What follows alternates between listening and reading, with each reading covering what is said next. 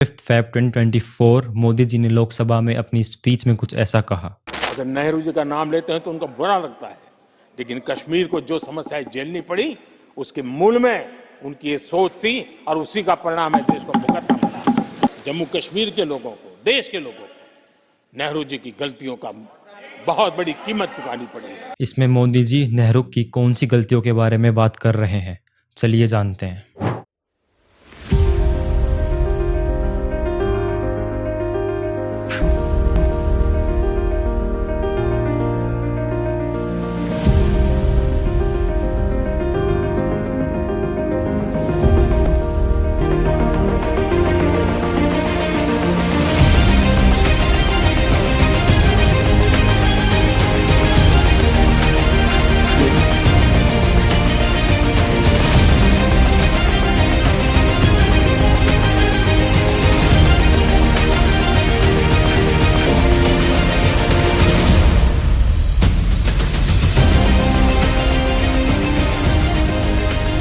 भारत के इतिहास की किताबें जवाहरलाल नेहरू के योगदान से भरी पड़ी है। इन्हें पढ़कर तो ऐसा लगता है कि महात्मा गांधी के बाद किसी ने हमारे देश को आज़ादी दिलाई तो वो जवाहरलाल नेहरू थे। लेकिन जब इन्हीं नेहरू चच्चा का दूसरा पहलू सामने आता है तो वो कुछ और ही बयां करता है, कुछ ऐसा जिसके बारे में इतिहास की किताबों में नहीं छापा गया और जिसे सालों हमसे छुपा कर रखा गया। देश के पहले प्राइम मिनिस्टर जवाहरलाल नेहरू, जिनके हाथों में अंग्रेज़ों की गुलामी के बाद नया और आज़ाद भारत दिया गया था और जिम्मेदारी दी गई थी कि भारत को एक नए आयाम तक लेकर जाएं। पर क्या सच में नेहरू भारत को नए आयाम तक ले जा पाए, या फिर अपने 17 साल के कार्यकाल के दौरान कुछ ऐसी गलतियां की जिसका परिणाम आगे चलकर भारत को भुगतना पड़ा। और ऐसा भी कहा जाता है अगर नेहरू भारत के फर्स्ट प्राइम मिनिस्टर ना होते तो शायद आज हम कई गुना ज़्यादा समृद्ध और शक्तिशाली देश के रूप में खड़े मिलते। Selected as India's prime minister in waiting. तो शुरू करते हैं आज़ादी के एक साल पहले से 1946 तक ब्रिटेन की भारत से बाहर निकलने की योजना क्लियर हो चुकी थी।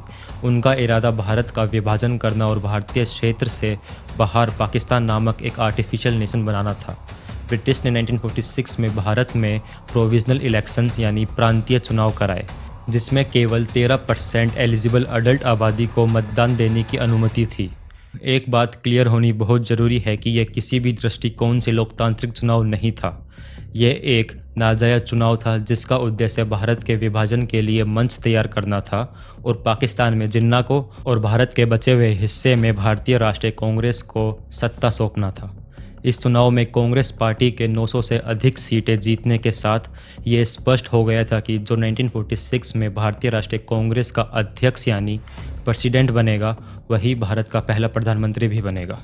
29 अप्रैल 1946 को सरदार पटेल को 12-0 के अंतर से निर्विरोध चुना गया। 12 सरदार पटेल और 0 जवाहरलाल नेहरू। और इसी के बाद श्री गांधी ने श्री पटेल से अपना नामांकन वापस लेने के लिए कहा।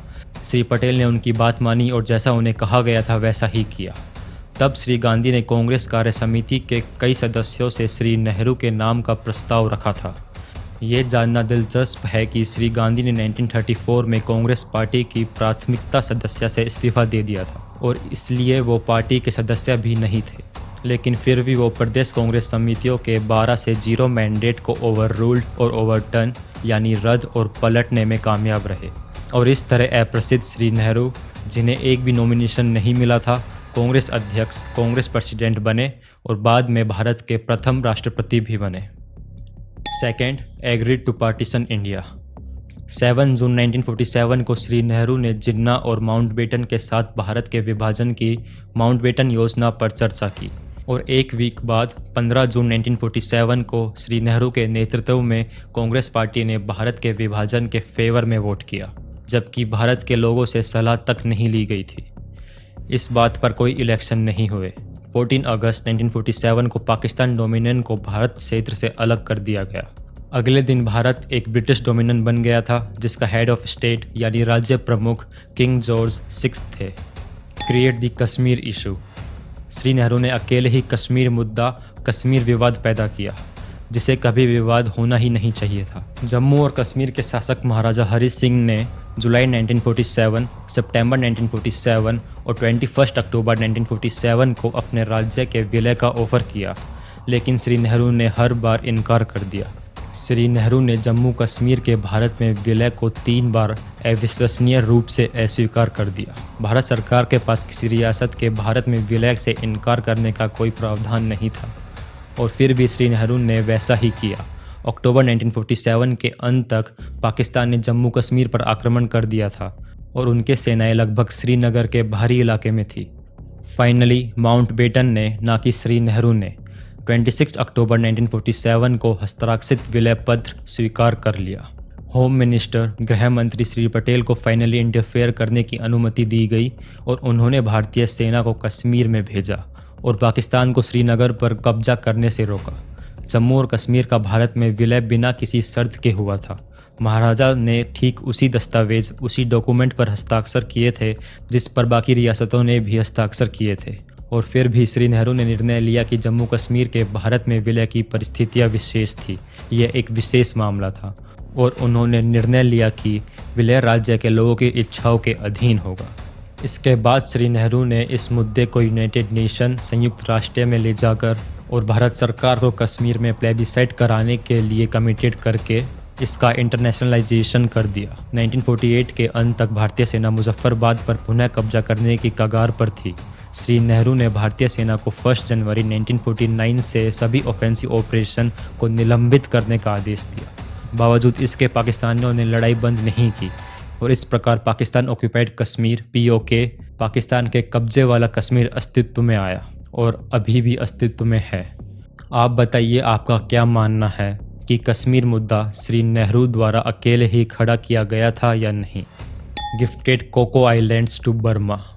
कोको आइलैंड्स 3 आइलैंड का एक समूह है जो बंगाल की खाड़ी में अंडमान आइलैंड ग्रुप के सबसे उत्तरी भाग का निर्माण करता है। यह आइलैंड ऐतिहासिक रूप से कभी बर्मा का था ही नहीं। 1948 से पहले उन पर कभी भी बर्माई लोग उपस्थित नहीं थे। ये आइलैंड ब्रिटिश राज का हिस्सा था और उनका प्रशासन बर्मा के ब्रिटिश अधिकारियों द्वारा किया जाता था, जो 1882 से 1937 तक ब्रिटिश भारत का एक प्रांत था। 1937 में अंग्रेज़ों ने बर्मा प्रांत को ब्रिटिश भारत से अलग कर दिया और उस पर अलग से शासन करना शुरू कर दिया। 1947 में अंडमान आइलैंड समूह और निकोबार आइलैंड समूह भारत का हिस्सा बन गए, लेकिन कोको आइलैंड समूह नहीं बने। इसलिए नहीं कि बर्मा उन्हें चाहता था, बल्कि इसलिए कि ब्रिटेन भारत को इन आइलैंड से वंचित करना चाहता था। ब्रिटिश साम्राज्यवादियों के पास यह तय करने का कोई प्रैक्टिकल या कानूनी आधार नहीं था कि आइलैंड का क्या होगा। भारत आसानी से आइलैंड को अंडमान और निकोबार आइलैंड समूह में शामिल कर सकता था और ब्रिटिश इसके बारे में कुछ नहीं कर पाते। श्री नेहरू ने इस बारे में कुछ भी ना करने का निर्णय लिया। उन्होंने 1948 में कोको आइलैंड को बर्मा को उपहार में देना तय किया। आज ये आइलैंड एक प्रमुख चाइनीज़ इलेक्ट्रॉनिक स्पाइंग स्टेशन की होस्टिंग करता है, जो बंगाल की खाड़ी में भारतीय गतिविधियों पर नज़र रखता है और भारत के राष्ट्रीय सुरक्षा के लिए एक खतरा है। श्री नेहरू को धन्यवाद। Gifted Manipur Cabo valley to Burma. काबो घाटी भारत बर्मा सीमा पर 11,000 वर्ग किलोमीटर से अधिक एक ऊंची पहाड़ी घाटी है जो मणिपुर और बर्मा के बीच स्थित है। ये एक्सट्रीमली फर्टाइल है और ये सागुन जैसी लकड़ी के उत्पादन के लिए प्रसिद्ध है। यह घाटी ऐतिहासिक रूप से मणिपुर साम्राज्य की रही है। इस तथ्य की पुष्टि युडाबोन के संधि के माध्यम से की गई, जिस पर 1825 में हस्ताक्षर किए गए थे। काबो घाटी 1834 में बर्मा को पट्टे पर दी गई थी, यानी लीज पर दी गई थी।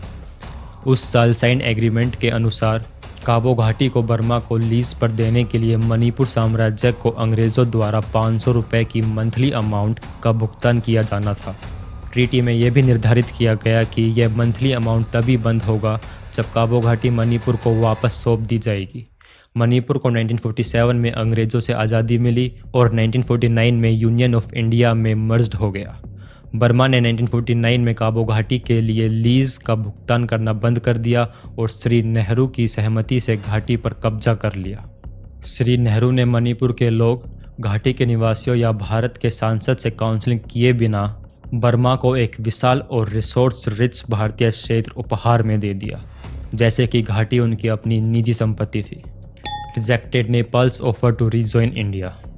1950 के दशक की शुरुआत में नेपाली राजा त्रिभुवन वीर विक्रम शाह ने नेपाल को भारत में रीजॉइन करने की पेशकश की थी। वो चाहते थे कि नेपाल भारत का एक प्रांत बने। श्री नेहरू ने नेपाली प्रस्ताव को अस्वीकार कर दिया।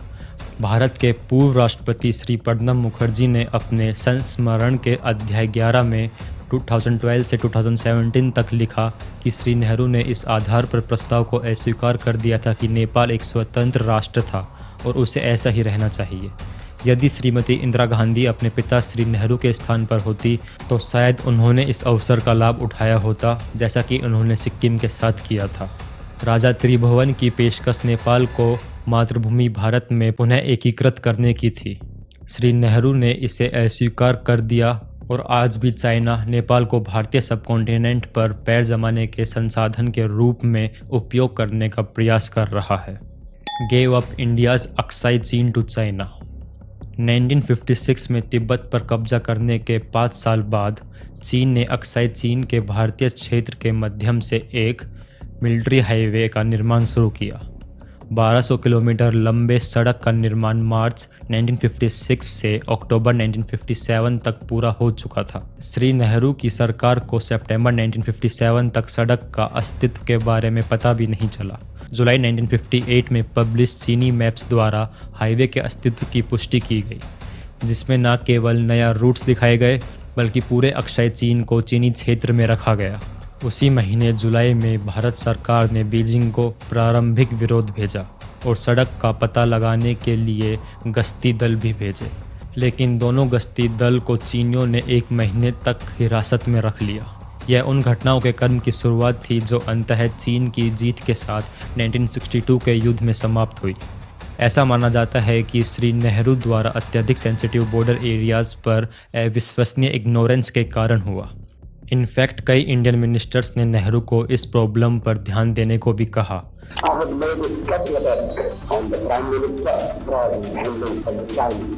लेकिन नेहरू ने यह बोला कि अक्साई चीन पर तो घास तक नहीं उगता। क्या ये रीज़न जस्टिफाइड था? Signed the Indus water treaty, worst treaty in the history.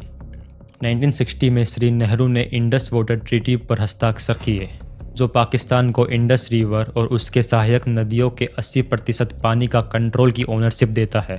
ये शायद इतिहास की सबसे असमान और असंतुलित ट्रीटी थी। विशाल आबादी वाले एक बड़े देश ने अपने क्षेत्र में से गुजरने वाली नदियों का 80% पानी एनिमी नेशन को दे दिया। श्री नेहरू ऐसी शर्तों पर सहमत क्यों हुए?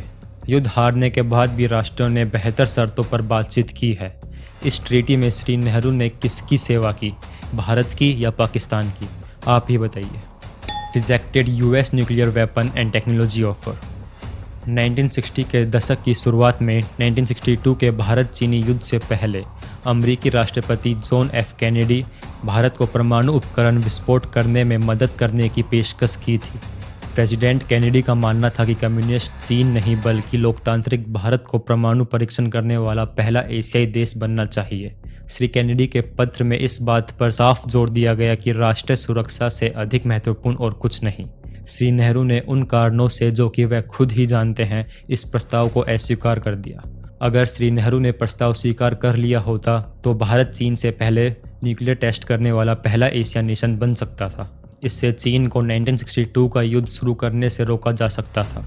इससे पाकिस्तान को भी 1965 में भारत के खिलाफ युद्ध शुरू करने से रोका जा सकता था। यदि श्री नेहरू ने अमेरिकी प्रस्ताव स्वीकार कर लिया होता तो भारत न्यूक्लियर सप्लायर ग्रुप का फाउंडिंग मेंबर होता और जैसे वर्तमान में हालत है शायद वैसे नहीं होते। Responsible for India's defeat to China. 20 अक्टूबर 1962 को चाइनीज़ पीपल्स लिबरेशन आर्मी ने 1000 किलोमीटर की दूरी पर भारत पर 2 हमले किए, एक अक्साई चीन में और दूसरा अरुणाचल प्रदेश में। यह युद्ध उस वर्ष 21 अक्टूबर तक जारी रहा और चीन की जीत के साथ समाप्त हुआ। ब्रिगेडियर जॉन डोल्स की किताब हिमालयन ब्लंडर और रजनीकांत पुराणिक्स की किताब नेहरू की 97 प्रमुख भूलें में भारत की हार के कारणों पर विस्तार से चर्चा की गई। उनमें से सिर्फ 2 उदाहरण सामने रखना चाहूँगा।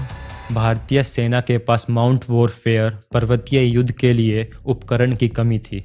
इसमें हथियार और गर्म कपड़े, बर्फ़ के जूते और चश्मे जैसे बुनियादी ज़रूरतों की कमी थी और यह सब नेहरू सरकार की निगरानी में था। और श्री नेहरू के सबसे बड़ी गलती भारतीय वायुसेना को ऑफेंसिव रोल यानी आक्रामक भूमिका में इस्तेमाल करने की अनुमति नहीं देना थी। श्री नेहरू ने केवल हेलीकॉप्टर्स और ट्रांसपोर्ट एयरक्राफ्ट्स को सीमित भूमिका में तैनात करने की अनुमति दी। इससे किसका फ़ायदा हुआ, चीन या भारत? जाहिर है कि चीन को हुआ। बहुत से लोग इस बात पर दावा भी करते हैं कि चीन के साथ 1962 का युद्ध में भारत की हार की जिम्मेदारी पूरी तरह से श्री नेहरू की थी। आप बताइए, आपका क्या मानना है? Continued supporting China for permanent UNSC seat. 1963 में चीन द्वारा भारत पर आक्रमण करने के अगले वर्ष श्री नेहरू ने अपने बहन विजय लक्ष्मी पंडित को न्यूयॉर्क में UN जनरल असेंबली में इंडियाज़ डेलीगेशन भारत के प्रतिनिधि मंडल का नेतृत्व करने के लिए नियुक्त किया। वहां एक रिपोर्टर कॉन्फ्रेंस में उन्होंने घोषणा की कि भारत के खिलाफ चीन की अकारण आक्रामकता के बावजूद भारत यूनाइटेड नेशंस में चीन का प्रवेश का समर्थन करना जारी रखेगा। उन्होंने कहा कि सिद्धांत का मामला है और इसका भारत और चीन के संबंधों से कोई लेना देना नहीं है। किसी को आश्चर्य होता है कि किस सिद्धांत ने श्री नेहरू और उनकी सरकार को एक दुश्मन राष्ट्र के समर्थन करने और भारत के हितों के कीमत पर उसके हितों को बढ़ावा देने के लिए मजबूर किया था। 27 मई 1964 को श्री नेहरू का दुखद निधन हो गया। यहाँ तक कुछ तथ्य ये भी कहते हैं, He was known for being disrupted and filled with discomfort at Hindu temples in southern India. He was known for portraying India as a nation of snake charmers to foreign dignitaries. He was known for giving an interview to Playboy magazine in 1963, the year after the Chinese debacle. हमने जो इस video में cover किया है वह भारत के प्रधानमंत्री के रूप में श्री नेहरू के कार्य और उनकी उपलब्धियों का एक संक्षिप्त झलक मात्र है। ऐसा बहुत कुछ है जिसे हमने कवर नहीं किया क्योंकि इसमें बहुत सारा टाइम लगेगा, लेकिन ये कहीं ना कहीं स्पष्ट है कि श्री नेहरू द्वारा भारत को UNSC का परमानेंट वीटो अधिकार प्राप्त सदस्य बनाने के लिए अवसरों को अस्वीकार करना कोई एक बार की घटना नहीं थी। ऑल्दो भारत को UNSC के परमानेंट वीटो सदस्य से वंचित करने के उनके निर्णय की कोई लॉजिकल एक्सप्लेनेशन तक नहीं है। यह स्पष्ट रूप से 1946 से 1964 तक की कार्रवाइयों का एक बहुत बड़ा कंसिस्टेंट पैटर्न है जिसने बार बार और लगातार भारत के राष्ट्रीय हितों को चोट पहुंचाई। भारत की कीमत पर पाकिस्तान और चीन जैसे भारत के विरोधियों को मजबूत किया। भारत के ग्लोबल जियोपॉलिटिक्स को नष्ट कर देना और अनिवार्य रूप से हर एक समस्या पैदा करना जिसका भारत आज सामना कर रहा है। कुछ लोगों का तो ये भी मानना है कि नेहरूवियन ईयर्स भारत के खोए हुए वर्ष थे। सदी में एक बार मिलने वाले अवसर गंवा दिए गए। That is the prime minister Nehru legacy. इरादे कोई मायने नहीं रखते, शब्द मायने नहीं रखते, केवल एक चीज़ जो मायने रखती है वो है कार्य और उन कार्यों का परिणाम। क्या श्री नेहरू के कार्य भारत के लिए लाभदायक थे या वह किसी और के लिए लाभदायक थे? यू मस्ट जज, आपको न्याय करना होगा। यू मस्ट डिसाइड, आपको निर्णय लेना होगा।